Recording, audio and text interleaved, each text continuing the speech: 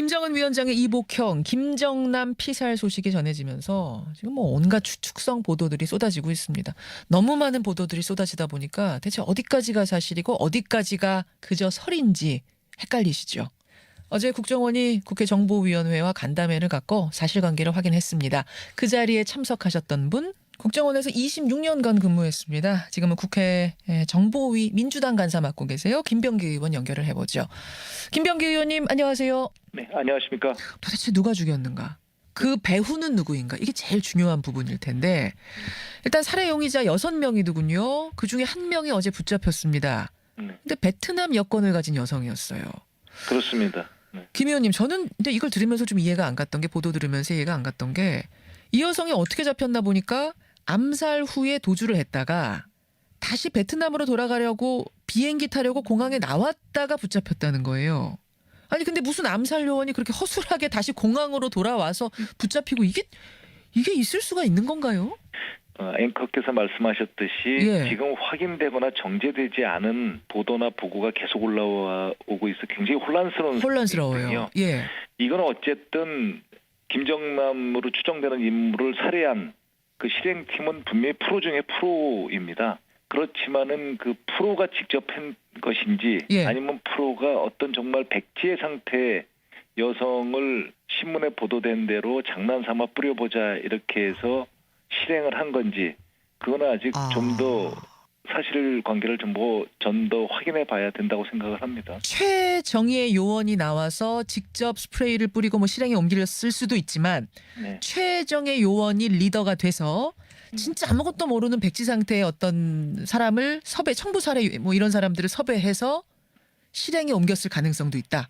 네, 여러 가지 상황을 지금 어떤 걸 예단하기에는 좀 위험하다고 그렇군요. 생각을 합니다. 그러니까 이 남성이 김정남인지 누군지도 모르는 뭐 이런 상황에 있는 어떤 여성을 고용해서 저기 가서 저렇게 하면 돈을 얼마 주겠다 뭐 이런 식으로 했을 가능성도 배제할 수는 없단 말씀이에요. 뭐 돈 문제도 있을 수 있지만 전혀 모르는 상태. 그러니까 지금 상황이 예. 어떤 정도의 상황인지는 정말 예단하는 거는 위험하다고 생각을 그래요. 합니다. 아니 그 베트남 여성이 그렇게 허술하게 잡힌 게 너무 이상해서 이상하다는 그렇죠. 분들이 많아서 네. 지금 그 질문을 먼저 드렸어요. 만약에 정상적인 사람이라면 예. 그 장소에 놀래서라도 도망가서 안 나타나지 그렇죠.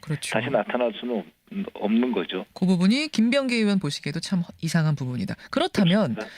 그 암살자들의 배후는 누군가? 이제 전혀 모르는 누구를 시켜서 청부 살해를 한 것이든 아니면 프로 중에 프로가 한 건데 실수로 잡혔든 배후는 있을 거 아닙니까?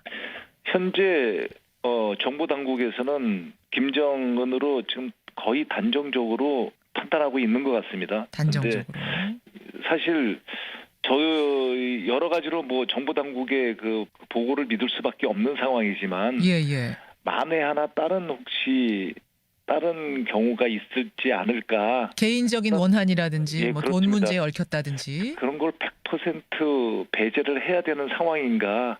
그런 거에 대해서는 아직 좀 우려가 됩니다. 굉장히 지금 신중하세요. 굉장히 신중해. 우리 정보 당국은 거의 100% 보고 있는 건 맞습니까? 거의 단정적으로 그 보고는 하더라고요. 김병기 의원이 근데 아닐 가능성 1%도 보시는 이유는 뭐예요?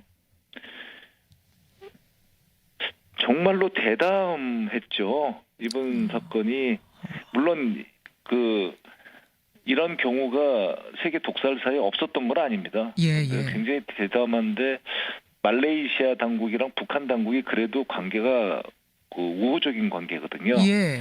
그런 국가에서 주권을 침해하는 어허. 대담하게 그것도 공항에서 하는 거를 이렇게 대담하게 한다는 게 참 놀라울 따름인데 그래서 혹시라도 하는 생각을 좀 해봅니다. 근데 저 또한 개인적으로는 뭐 해본다는 것이지 예.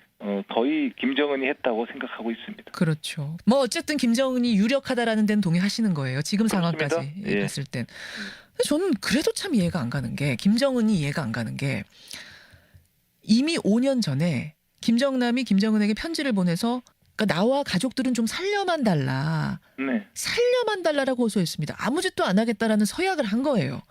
근데도 굳이 그렇게 어쨌든 형인데 암살할 필요가, 제거할 필요가 있었을까요? 이건 체제 특성상 문제로도 봐야 됩니다. 그 북한의 체제 특성상 예. 한 번 지시를 하면 그 지시한 자, 그러니까 김정은이죠. 최고 지도자 김정은이 철회하기 전까지는 별도의 지시가 없어도 끝까지 실행하는 것이 그 체제상 특성이거든요. 그게 뭐 이른바 스탠딩 오더 그렇습니다. 이런 얘기가 있더군요. 김정은이 어떤 상황에서 손봐줘라, 예. 싫다. 어제 뭐 그런 표현을 이병호 국정원장께서 쓰시더라고요. 그 싫다. 뭐 이런 표현을 갖다가 쓰시던데. 김정남이 난 싫다 이런 표현을 네, 김정은이 그래서 썼다. 뭐 제거해라. 이런 게 있다 하더라도 그건 스탠딩 오더가 시작되는 거죠. 그렇군요. 그래서 실행부서에서는 그것을 분명히 실행하려고 노력을 했을 것이고 예, 이번에 예. 실행이 된 거라고 본다고 정보 당국에서는 얘기를 하더라고요. 그럼 왜 그렇게 싫어했을까? 살려만 달라고 하는 이복형을 왜 그렇게 김정은 위원장은 싫어했을까요? 뭐 그저 싫었을 수도 있고 정말 그냥 싫었을 수도 있고. 그리고 제가 보기에 개인적으로는 예, 예. 체제에 위협이 된다고 보지는 않습니다. 어떤 체제에 위협이 되려면 예. 아무리 그러니까 중국이나 이런 데에서 김정남을 옹립하려고 하더라도 예. 내부에 어떤 정도의 세력은 있어야 되거든요. 근데 내부의 세력이 전무한 상태고. 김정남의 북한 내부 세력은 전무 조직이 전혀 없어요. 그렇습니다. 그래요. 하긴 장성택 그러니까 고모부조차도 지금 고사총으로 제거된 상태 아닙니까? 후견인이었던. 뭐 그렇습니다. 그럼 더더욱 이상해요. 그렇다면 체제의 위협도 아니었다면 왜 그렇게 그것도 쿠알라룸푸르 공항에서 문제가 될 걸 뻔히 알면서도 저질렀을까요? 의문이죠. 그러니까 저희 일반적인 사고로는 네. 그 생각하기 힘든 그런 지금 상황이 벌어진 거죠. 그래서 일각에선 말입니다. 네. 김정은 위원장의 어떤 편집관적인 성격이 반영된 거 아니냐. 음. 계산에 의한 게 아니라 그저 싫다. 편집광적인 성격. 그게 그땐 불안증. 이런 것이 이런 행동을 불러일으킨 거 아니냐라는 평가도 나오더라고요. 뭐 김정은에 대한 편집광적인 성격이 있는지는 제가 개인적으로는 잘 모르겠지만 예. 적어도 상당히 김정은의 그 그런 과격한 성격이 반영된 것만은 뭐 틀림없는 것 같아요. 예측 불허 뭐 이런 성격. 네, 그렇습니다. 계산이 예측 불허. 아닌. 네, 그렇습니다. 그래서 이게 혹시 핵 문제 같은 데도 똑같이 적용되는 건 아니냐라는 우려까지도 나와요. 솔직히 말씀드리면 그 성격이 예. 모든 정책에 있어서 조금씩 그 반영될 가능성은 뭐 충분하다고 봐야 되지 않겠습니까? 그러게 말입니다. 그래서 걱정입니다 지금. 네.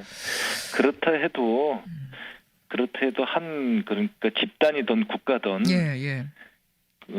이렇게 김정남 개인을 그 제거하는 것과 국가 상황의 일을 벌이는 거와는 조금 그런 구분을 그래도 좀 해야 되지 않을까요?